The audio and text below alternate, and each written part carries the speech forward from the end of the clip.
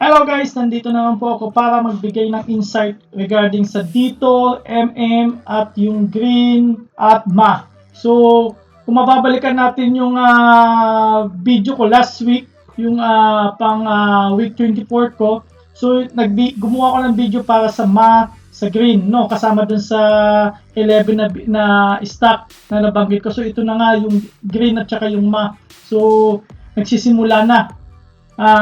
Pero yung uling video natin medyo mahaba kasi yung kay Dito at saka yung kay Ma. Kaya medyo mahaba yun dahil inihimay-himay natin dahil napaka-complicate talaga yung sitwasyon natin ngayon doon. So kailangan detalyado tayo kung paano tayo mag-entry, paano tayo mag-exit. So dito din sa Ma, himay-himayin din natin tsaka yung Green. So guys, before I start guys, please don't forget to click subscribe to our YouTube channel and sa may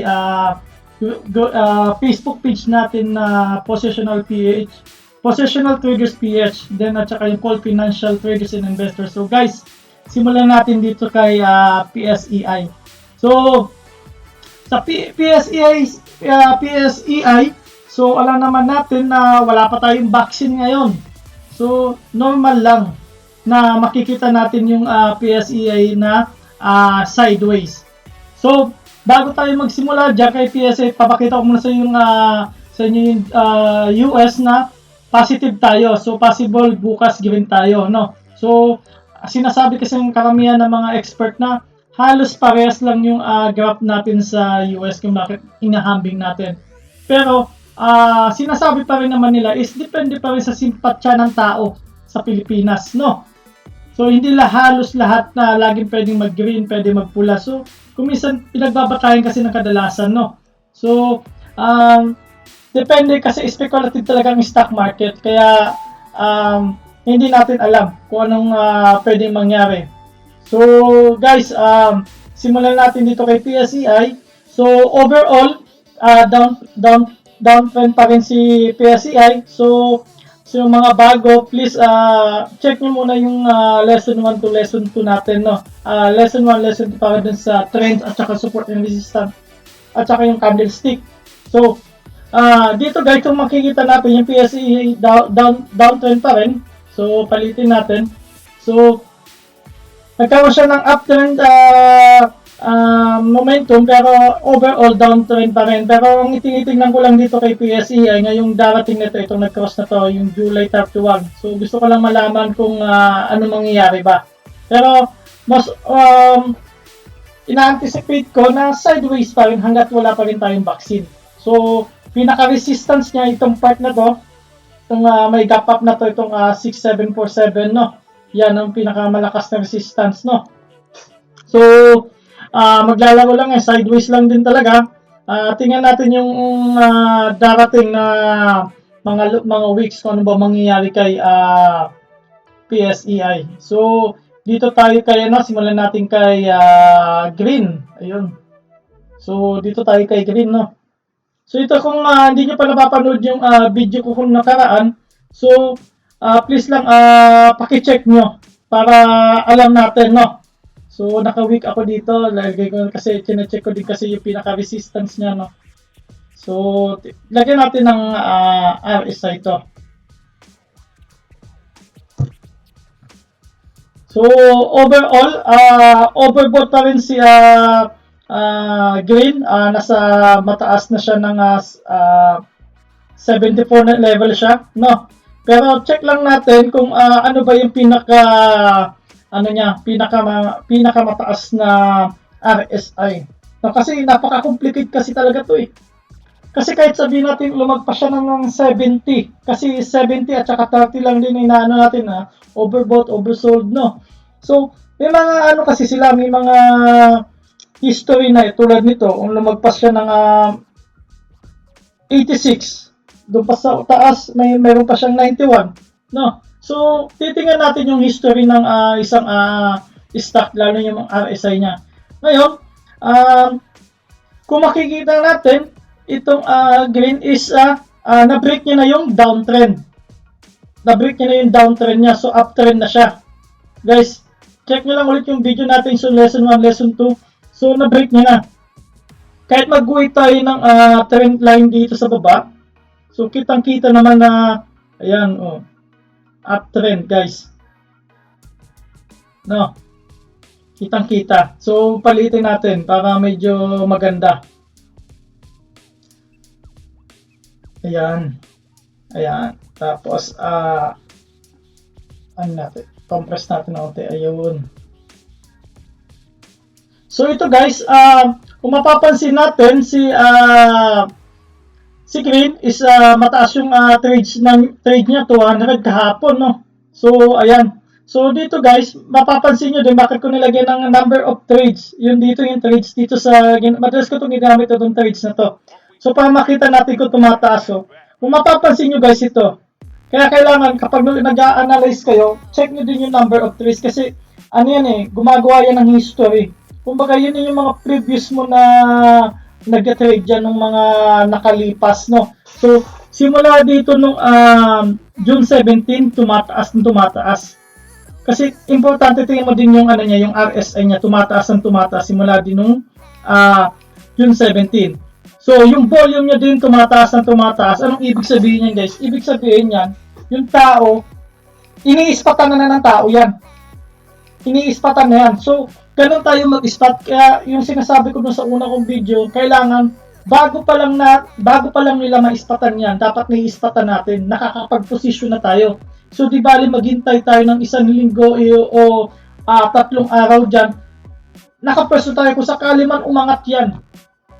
Panalo tayo. Ngayon, kapag bumaba naman, nandun tayo sa support level, itong diniscuss ko nung unang 2 video, nandito tayo sa support level, pwede tayo mag-cut loss kapag hindi pumasok dun sa plano natin. So, kailangan laging nakaplano.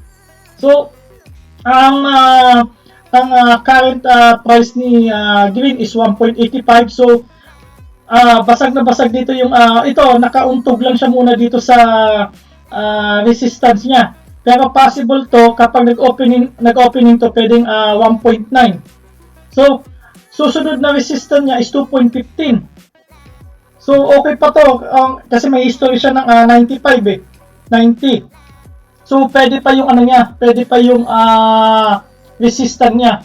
So, yung susunod na pinakamataas na resistance niya, bukod dito sa 2.15, itong 2.55. Tingnan natin. Pero sana pagdating dito sa pag nalagpas na dito sa 1.85 o before 2.15, consolidation.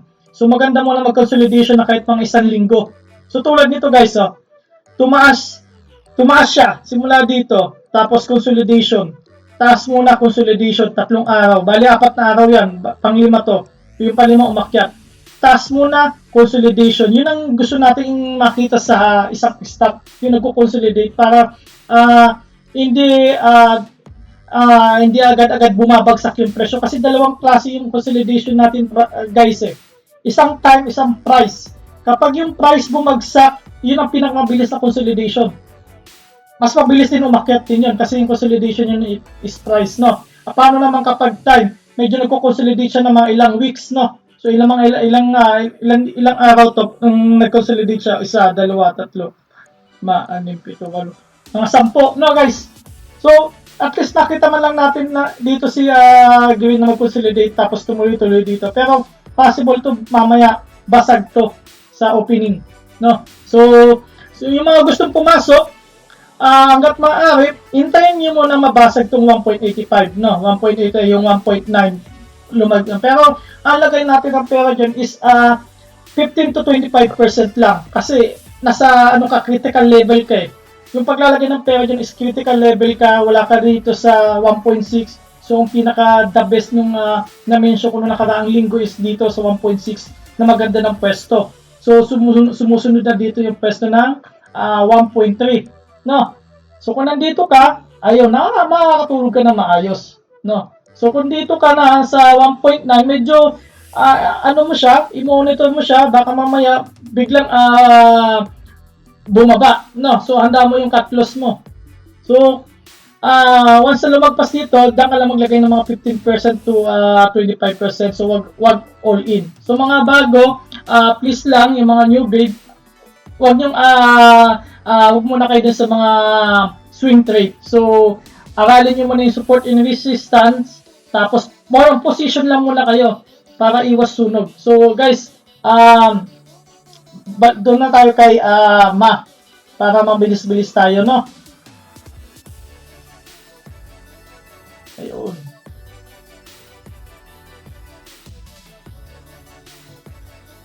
Ayun. Medyo pinaano ko lang guys yung kay Ma, no? Medyo detalyado kasi maganda yung topic dito guys kay Ma. So, tingnan natin yung overall niya. Ito guys, overall.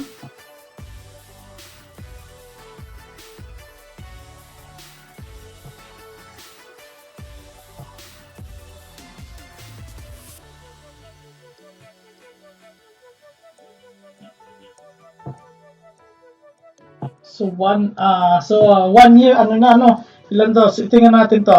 May 14 hanggang May, June. So, dito, January. So, iangat natin. Kung sakasakali, wala tayong makita masyadong, pero, kung susukatin natin dito guys sa trend na to ng mga ilang buwan, ayan, is na-break niya na yung downtrend niya dito from June hanggang January. So 6 months to, no? 6 months or 7 months. So na-break niya dun sa ano niya sa 7 months. So ang gusto natin mangyari dito kay Ma, dito nalagay natin sa day chart, tapos sa 6 months. Ang gusto natin kay Ma, kung mapapansin niyo yung video ko nung nakaraan, yung sa kasama nung discussion ko last week. So ito si Ma is uptrend talaga guys, no? So ito yung inaabangan ko din kay Ma sa ito yung sinasabing cap with handle, no? Check ko lang kung kaya ko gawan ng yung tawag nun, cord, no? Subukan ko lang guys, no? Yan.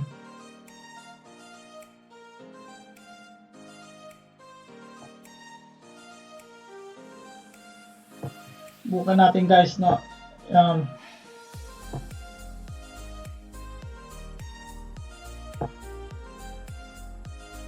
Kung ganito guys, yan. Medyo maganda-ganda rin Yan. So, kung makikita mo yung cap with handle guys, no? Lagyan natin ng medyo kitang-kita tapos palaki natin. Ayan. Ayan. Na guys, no, ito yung cap, no, with handle, no. So ang hinihintay natin, kung titingnan natin yung bullish pattern natin sa graph, ito yun guys, no. Yung nagka-triangle muna siya, nagda-down. Nandito lang lagi siya sa support, hindi siya bumabagsak. No. So ngayon, dahil hinintay natin ito din, nung time na yun, yung discussion ko yung pinakaunang video, hindi siya natuloy, nabasag yung resistance. Bumalik siya. So sana ito, hinihintay natin na mabasag tong resistance na to. Kasi once na nabasag to, tutuloy ito.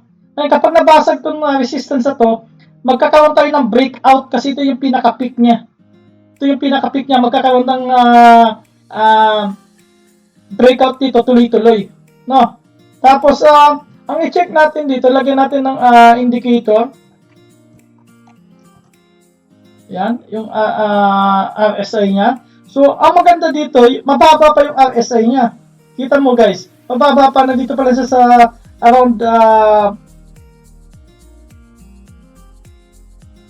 55. Around mga ganyan, mga 55, no? Pero kakaiba yung RSI ko. Tapos lagay natin yung trade. Tingnan natin, monitor natin kung tumataas yung trades na to. Tapos yung net foreign lagay natin kung may pumapasok.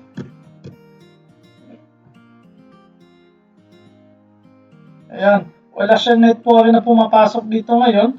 So, ang trade natin ito nung isang araw at saka nung Friday.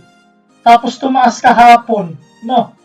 So, tingin nyo natin guys, yung dito sa level na ito, pababa, tumataas siya. No? Tingnan natin sa level, sa area na to. Tumataas siya guys, no? Tumataas siya. So tingnan natin to, possible din to. No, halos ang iniintay lang natin ma-break to na dalawang resistant para magkaroon ng cut with handle. So magandang pangitain yan sa atin. Kumbaga hinihintay na natin. So congratulations guys yung mga nakapasok dito sa 3 point dito sa level na to. Check natin. Yan, medyo ano yan, na-stretch. Ayan. Medyo na-stretch lang. Sa level ng 3.32, 3.3. Congratulations guys, no? So nakaabang lang kayo. So safe na safe kayo dyan, no? So ang susunod natin na support level around 2.32 to mga 2. Refresh ko lang muna guys, medyo kakaiba to yung medyo mabagal yung internet ko eh.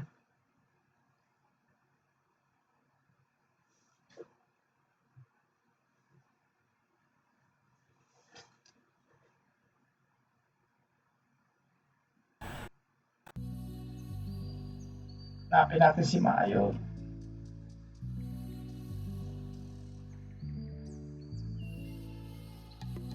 Ayun. Ayun, malinas. Ayun, 2.35 yung support level natin. No, support level. Tapos yung susunod na support nandito sa around, kunin natin sa week para sigurado tayo. Kapag gumuko tayo ng support level na strong, tingnan natin yung week. So, around dito. So, around, taas natin na unti. Mga 2 pesos, no? 2 pesos. Tapos yung mga susunod, dito sa area na itong 2.2 ay malakas na support, no? So tingnan mo natin yun sa 1 year niya. Yung 1 year niya guys, kita mo dito yung 1 year, ito yung pinaka mataas na kailangan i-break.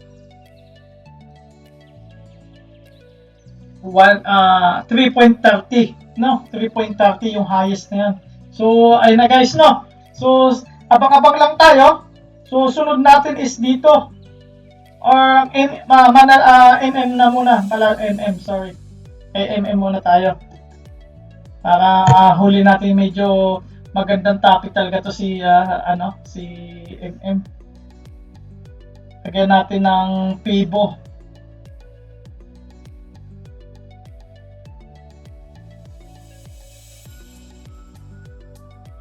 Kunin natin yung piso. Yan.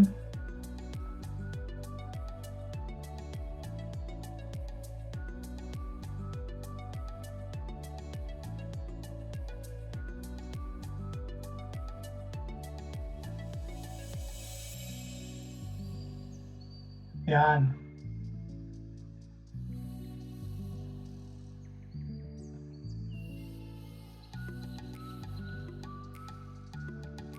So, palakihin natin.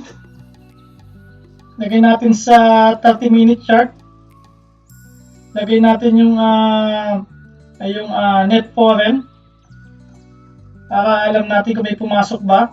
Tapos ano pa ba yung trades. Kompletuhin natin guys, no? Ano pa ba kulang natin? Yung RSI. Kailangan pa ba natin yun? So wala pa masyado tayong makukuha ang RSI, kaya kung ilalagay natin dito sa day, wala tayong masyado makukuha. Pero tingnan natin, no? Kung nasa part, so wala pa rin tayong makikita. So tanggalin na natin to.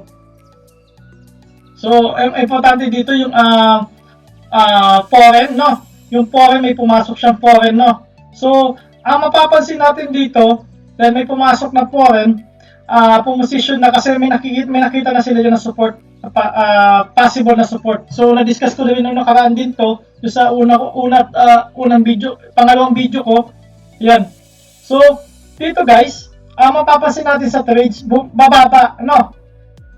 Ito yung mataas na yung bumulusok nga, yung bumaba talaga siya nung pang-apat na araw niya, no? So ito yung yung bumaba yung trades niya.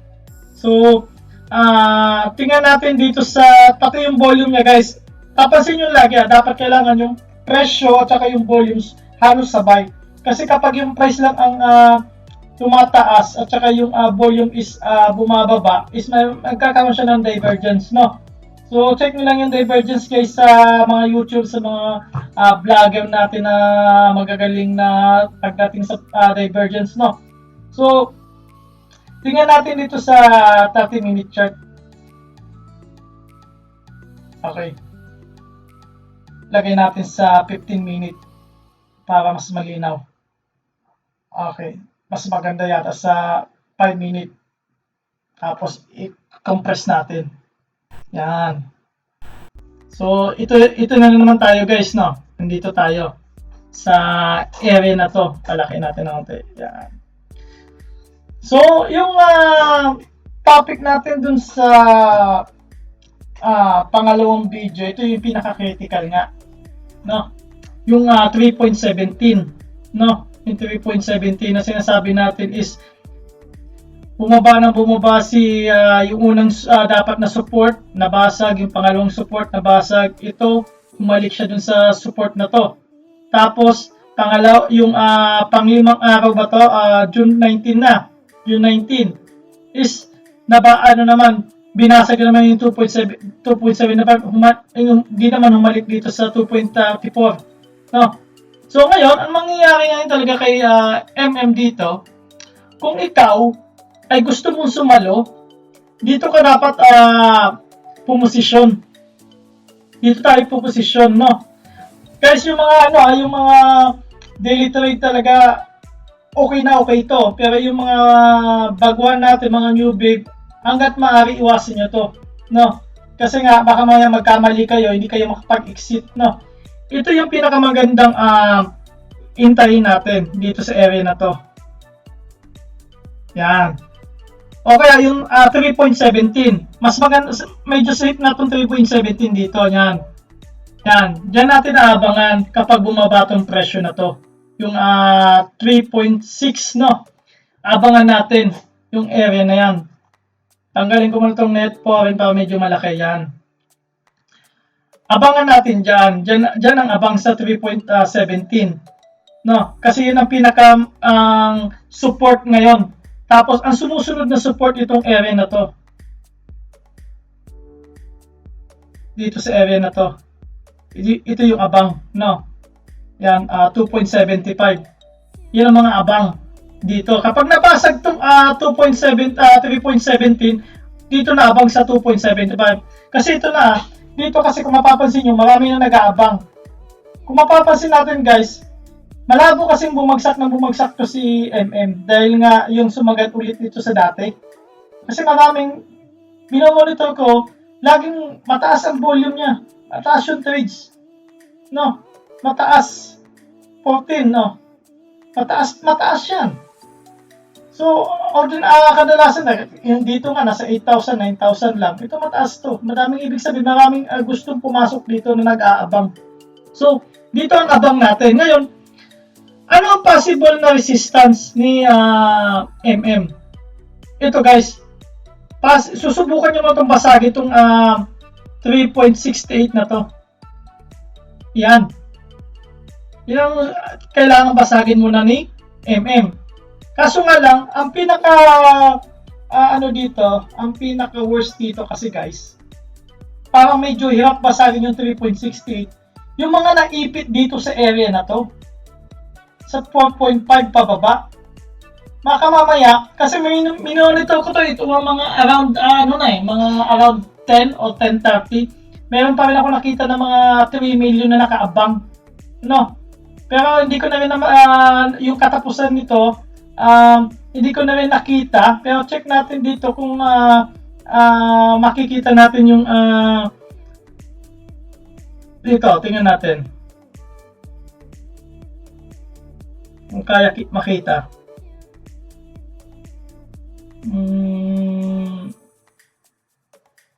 So mataas pa rin yung di makita. Hindi ko kabisado dito talaga, sana sa cellphone ko lang tinitingnan. Kung mapapansin nyo yung sa cellphone nyo guys, no? yung makikita nyo ng buy, mas mataas yung buy up at saka sell down. So i-monitor mo doon yung sa closing. So ibig sabihin yung buy up talaga, maraming pa ang gustong bumili. So mas mataas yung bullish, no? Mas mataas pa rin yung gustong bumili kaysa dun sa magbenta. I-monitor nyo lang lagi itong sell down tsaka buy up. So sa cellphone may apps naman ng Instagram, no? Ayan guys, no? Ito. Yan. Lagay natin yung para makita natin yung detalye. Para sureball tayo. MM. Ilan ba yung ano ni MM na weighting? Pinamataas. Check nyo lang dito sa pinaka depth talaga guys, no? Market depth. Check nyo lang lagi. So, 3.7 may 1 million. Tapos dito sa, ito, yung 4 pesos guys, ito yung pinakamabigat nga. Merong 7 million na nakaabang.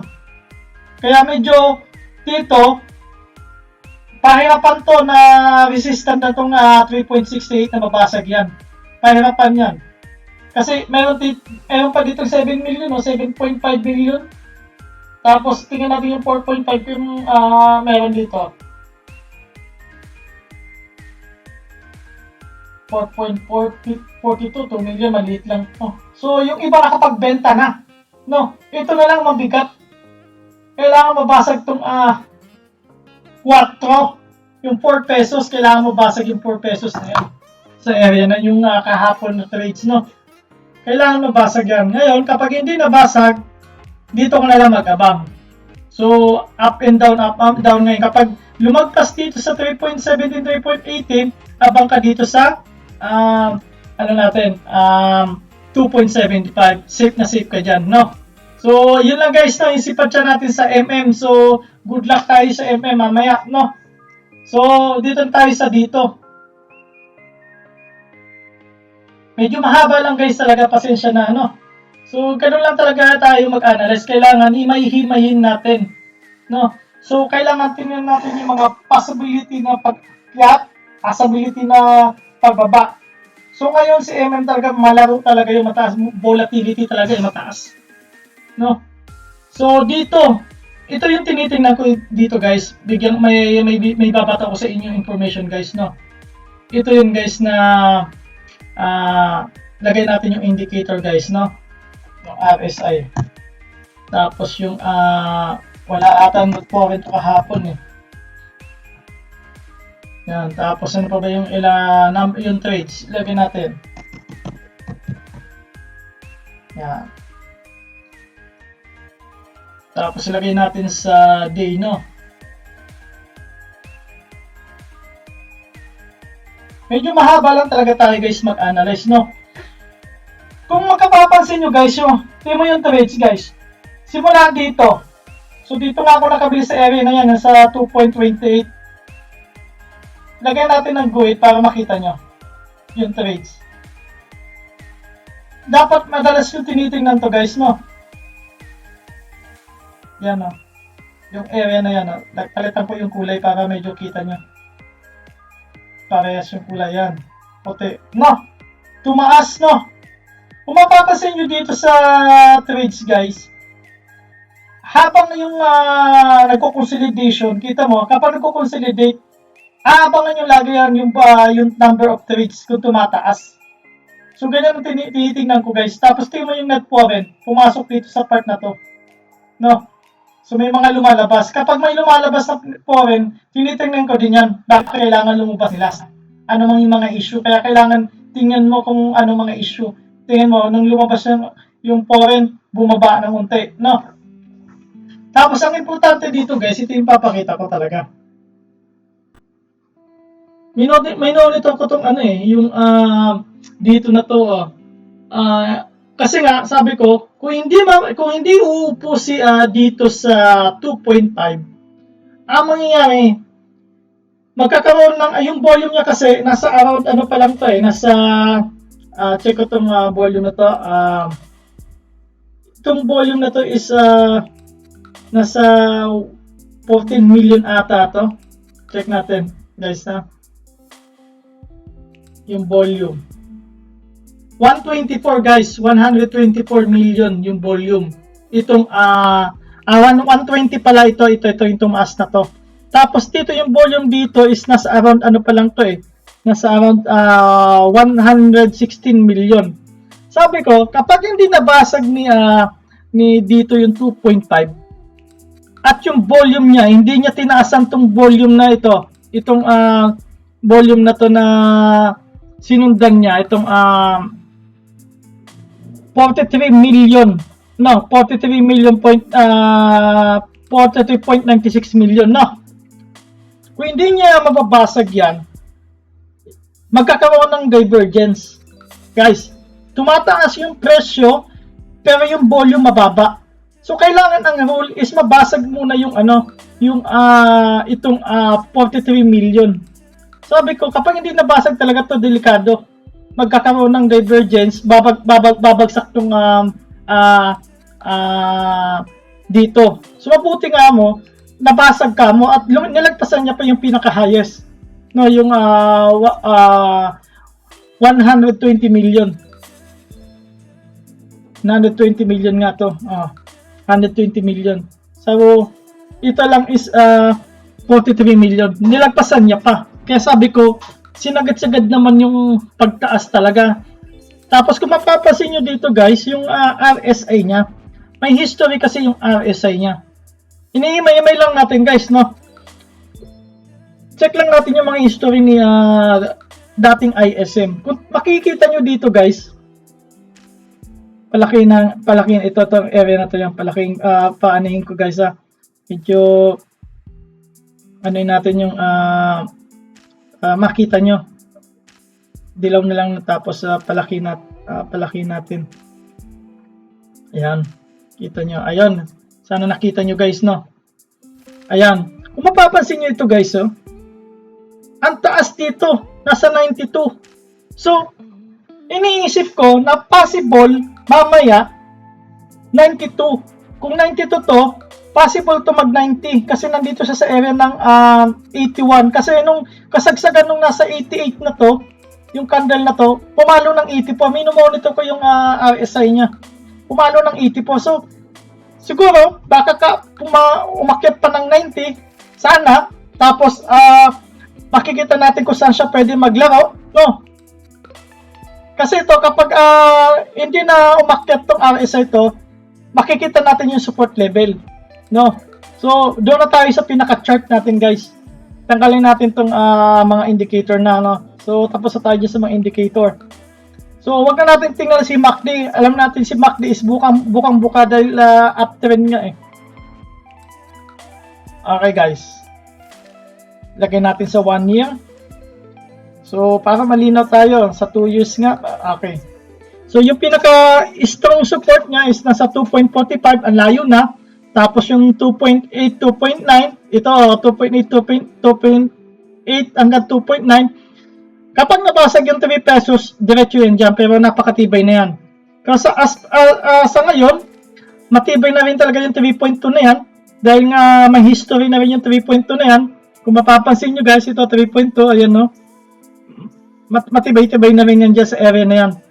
So, marami din nagbabounce. Check natin sa 2 years, no. So, 3.2, ayan din, ano. So, ito, matibay na rin itong support na to dito sa 3.2. Kaya, yung nakita ko din yung 3.2 na siko malabo nang bumalik pa sa 3.2. Pwedeng bumalik man, humalik lang. Kasi, medyo mahirap nang basagin tong around ng ano eh.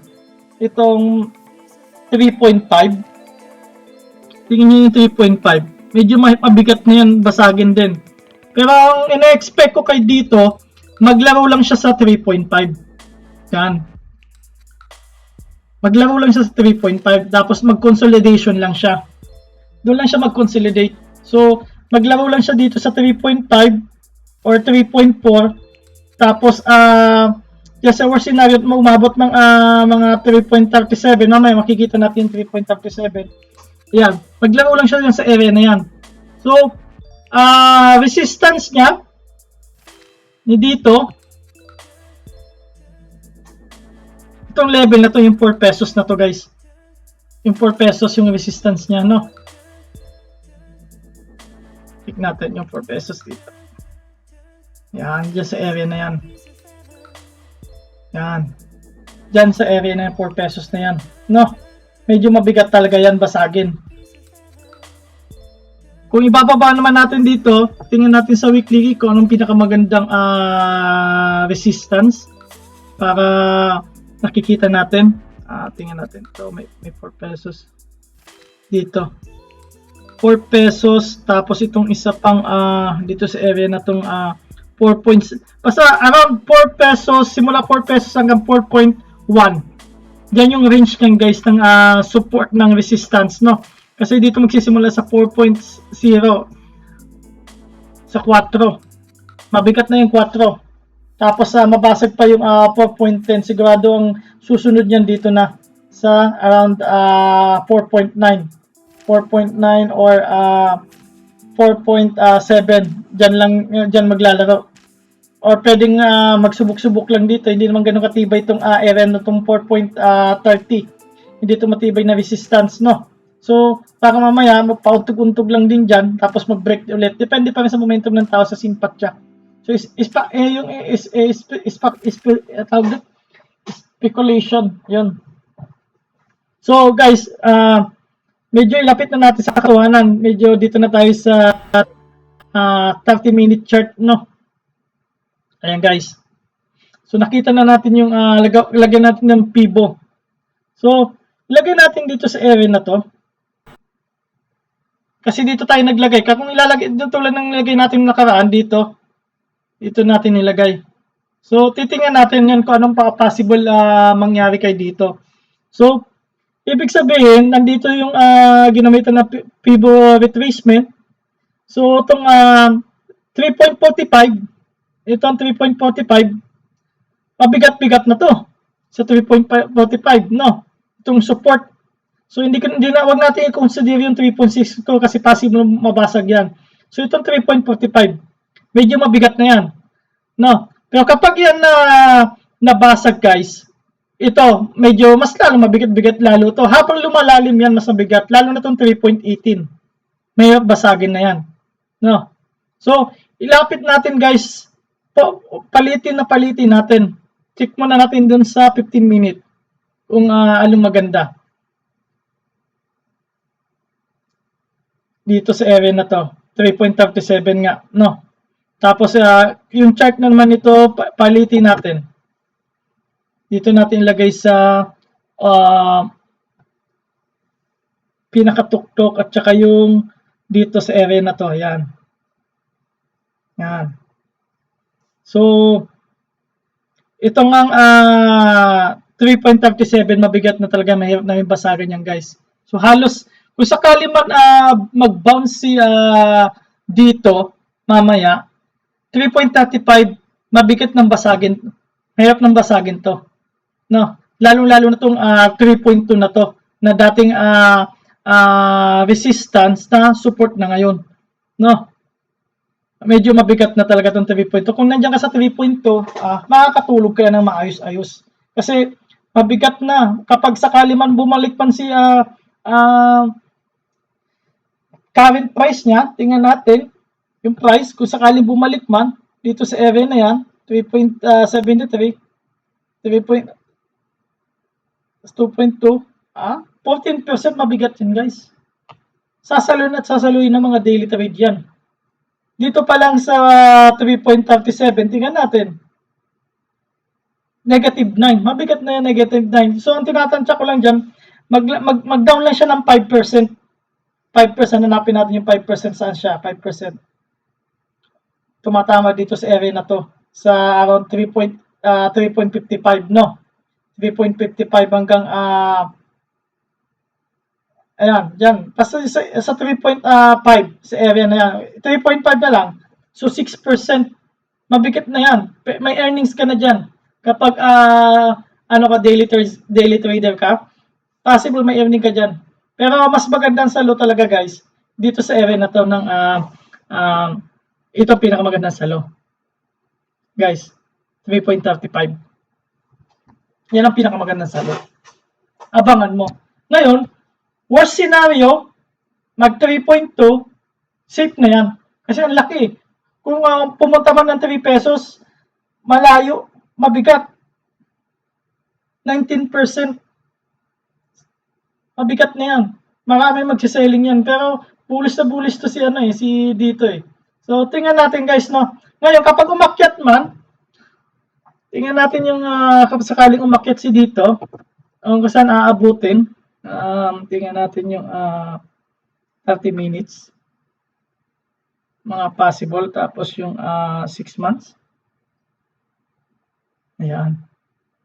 So 4, mataas tong 4. So ini-expect ko talaga guys na bumaba muna si dito. So mataas tong 4 kasi yung RSI niya nasa nasa 82 na eh. So kahit sabihin natin umabot ng 90, 92, alanganin pagdating kay 4 pesos kasi guys, pag umabot kay 4 pesos butasin niya man si si 4 pesos guys. Yung RSI niya overbought na. So babalik at babalik talaga siya guys dito sa 3.5. So dito talaga ang pinakamagandang abang sa 3.5. Tapos yung as of now, ngayon kapag hindi siya tutuloy sa 4, doon pa rin tayo guys umabang doon sa magandang 3.55 at saka yung pinaka-safe na 3.35. Ayan, dyan lang maglalaro sa 3.35 na yan. No. Yun ang maganda guys, abangan lang natin dito sa 3.35, huwag muna kayong papasok. Kasi tingnan natin yung current price niya is 11% yan, mabigat-bigat din yan. Kapag bumagsak yan, masakit-sakit yan. No. So, tandaan natin guys, iba pa rin yung nakaposisyon. No. Lagi natin tandaan yung guys, tulad ng ginagawa ko, bumibili ako ng isang stock nang naka-look ahead ako ng 1 week. 1 week pa lang sabi ko, tataas to, possible tong tumaas by next week. Or baka sa susunod na week. Tinitingnan ko na kasi tinitingnan ko yung trades niya. So dito ako bumili sa 2.16. So, ang layo niyan guys. So 2.45, basagin mo na yung 2.45, 2.8 hanggang 2.9, 3 pesos. Ang layo. So, ganun tayo para nakakatulog tayo ng maayos. Huwag tayo yung maghahabol ng price, guys, no? Huwag tayo maghahabol. So, hanggat maaari, pumosisyon tayo. Pangit naman kasi yung puro ka trades. Trade ka, multi-trade ka, pagod ka, tapos puro ka pag-iisip, iniisip mo lagi, tama kaya yung entry ko? Bakit hindi ka na lang maghanap ng isang trade lang na makakaposisyon ka ng mga maayos tulad ng mga NPI, yun no, yung mga blue chip na magaganda ngayon. No, iwasan muna natin yung bangko, no? Iwasan muna natin yung bangko. So, yun muna guys kasi medyo alanganin muna.